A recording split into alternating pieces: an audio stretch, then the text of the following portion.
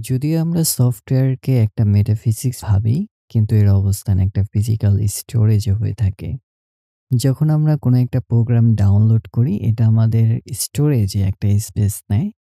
আবার যখন এটা আমরা ইনস্টল দেই, তখনও একটা স্পেস গ্রহণ করে।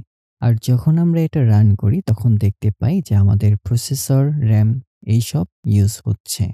এর মাধ্যমে আমরা সফটওয়্যারের এক্সিস্টেন্স এই ওয়ার্ল্ডে বুঝতে পারি।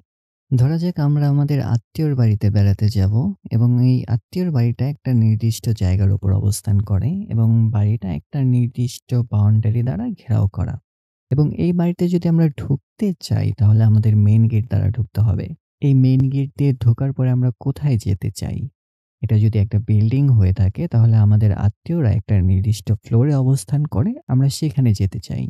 আবার এটা যদি আমাদের গ্রামের দিকে হয়ে থাকে, আমাদের মেইন গেট দিয়ে ঢোকার পরে আমাদের বয়োজ্যেষ্ঠরা বা মুরব্বীরা যেখানে থাকে, আমরা প্রথমে তাদের সাথে দেখা করতে যাই এবং এরপরে আমাদের আলাপ আলোচনা, খাওয়া-দাওয়া এবং সবকিছু হয়ে থাকে।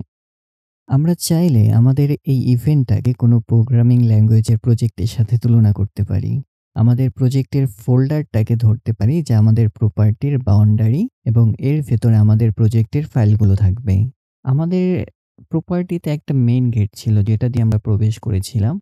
ঠিক তেমনিভাবে একটা প্রজেক্টের ভেতরে অনেকগুলো ফাইলের মাঝে একটা নির্দিষ্ট ফাইল থাকে, যেটা প্রথমে রিড হয় এবং সেটা হচ্ছে মেইন ফাইল, এবং সি প্রোগ্রামিং এর ক্ষেত্রে সেটা হবে main.c ফাইল।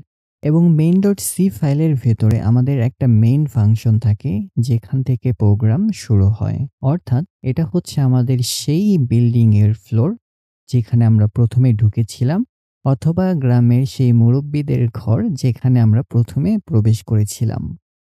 আমাদের সি ফাইলের কিছু বৈশিষ্ট্য আছে। তার প্রধান যে বৈশিষ্ট্য হলো যে আমাদের প্রত্যেকটা ফাইলই .c দ্বারা শেষ হবে। আমাদের প্রজেক্টের main.c ফাইল, যেটা আমাদের এন্ট্রি পয়েন্ট ছিল, সেটা যদি আমরা খেয়াল করি, আমাদের যতগুলো হেডার ফাইল প্রয়োজন প্রত্যেকটা ইনক্লুড দ্বারা একদম টপে লিখেছি।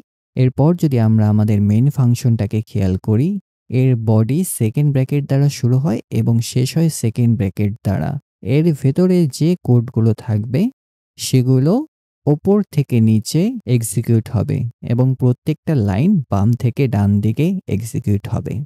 আজকে এই পর্যন্তই।